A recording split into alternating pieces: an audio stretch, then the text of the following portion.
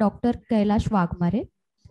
He is MBBS MD Anesthesiology, AFIH, has done fellowship in chronic pain medicine from MUHS, consultant interventional spine and chronic pain specialist, director Helix Pain Relief Clinic and Pune Pain Clinic.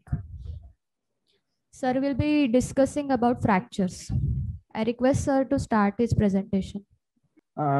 First of all, I thanks Ashirwad Institute of Pain Management and Research for allowing me to present my two cases on fracture of the spine.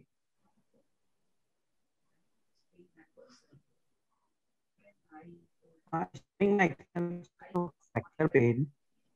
The case one was learning curve when I was present at Ashirwad Pain Relief Clinic for my 1-year fellowship.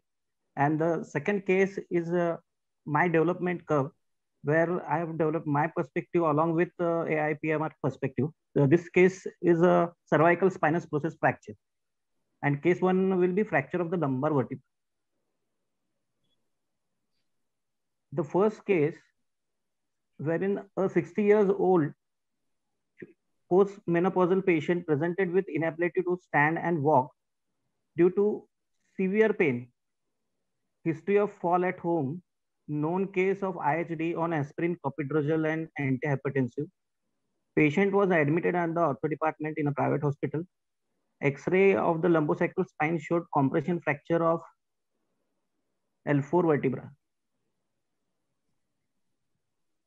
Vertebroplasty was planned after stopping blood thinner. Meanwhile, patient was referred to us for acute pain management. This is an X-ray showing the L4 compression fracture, which is of severe variety because the height of the vertebra is decreased more than 40%.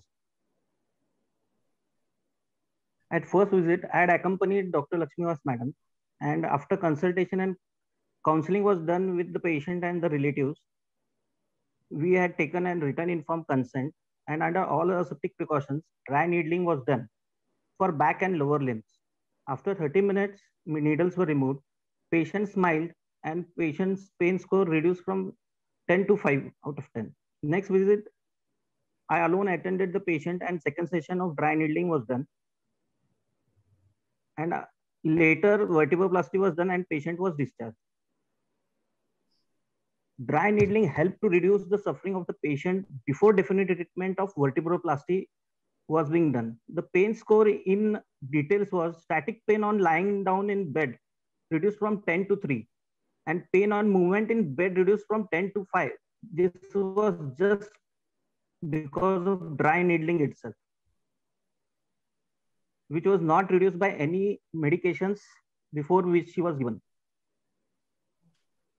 The next case is of claviculavar fracture, also known as cervical spinous process fractures.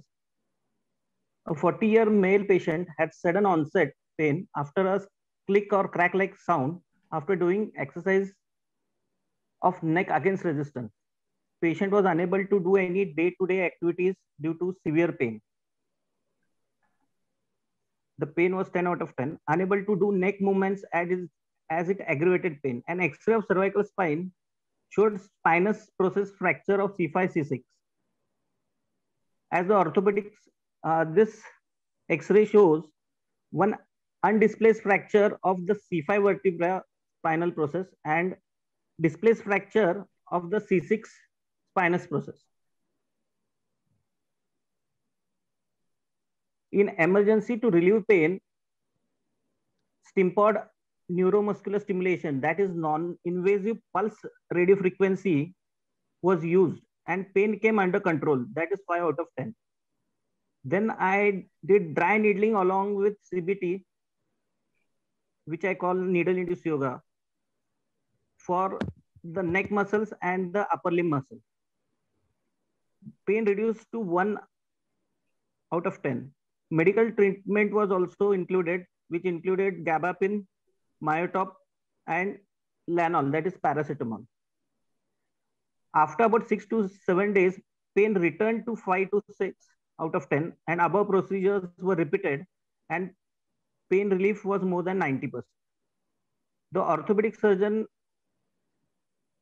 didn't have any plan of treatment, so they were happy with this line of treatment and patient was happy with the treatment.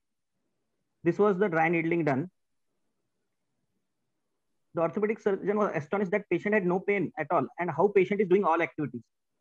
The orthopedic surgeon claimed that in such spinous process fractures, patient is bedridden for at least 2 to 3 days due to severe pain. Till date, the patient is pain-free and it's been almost 15 months since treatment.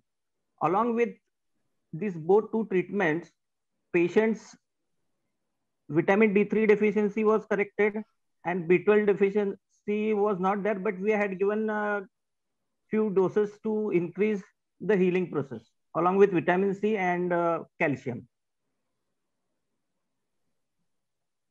This is the latest definition of pain, and here they have mentioned that sensory receptors are not only responsible for pain.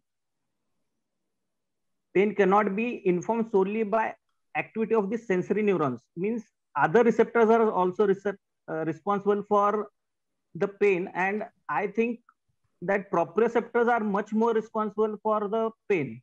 So dry needling helps in removing the trigger points, that is the clumped